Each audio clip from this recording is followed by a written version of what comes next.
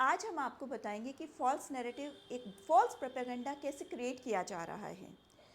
ये काउंटर करने के लिए कि पॉपुलेशन में जो चेंज आ रहा है वो बिल्कुल भी बॉदर नहीं करना है, उसके ऊपर ध्यान नहीं देना है।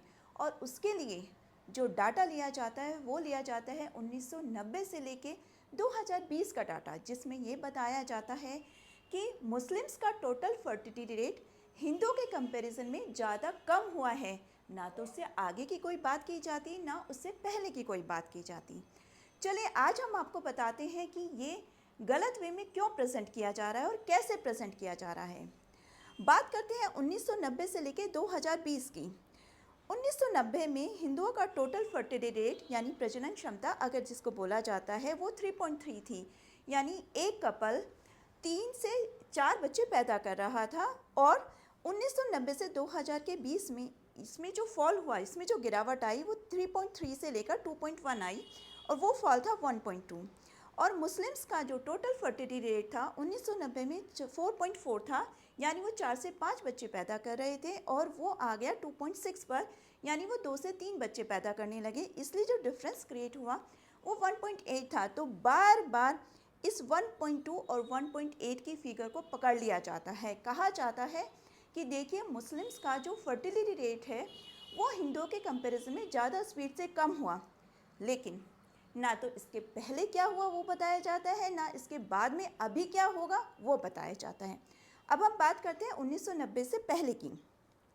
1990 में से पहले 1947 में 1947 में जब हमारा देश आज़ाद हुआ, हिंदुओं और मुस्लिम दोनों का टोटल फर्टिलिटी रेट सेम था, यानी दोनों की प्रजनन क्षमता बिल्कुल सेम चल रही थी।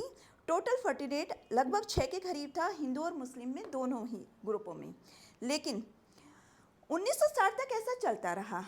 अब मेन बदलाव जो आता है वो 1960 के बाद आता है।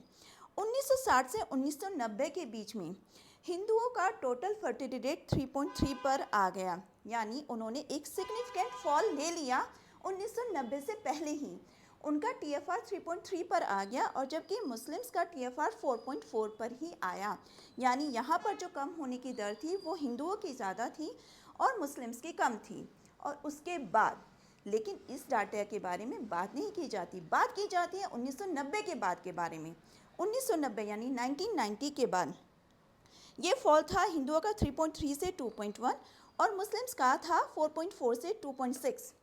अब हम बात करते हैं 2020 की या 2024 के आसपास की। जानते हैं इस टाइम एक बहुत बड़ा खतरा बन गया। क्या बन गया वो खतरा? हिंदुओं का टोटल फर्टिलिटी रेट 2.1 से 1.9 पर आ गया, यानी वो बिलो रिप्लेसमेंट वैल्यू आ गए। वो अपनी जनसंख्या को इस दर पर अब मेंटेन ही नहीं कर सकते। हर जनरेशन पे उनकी जनसंख्या कम से कम 8 से 9 करोड़ कम हो जाएगी।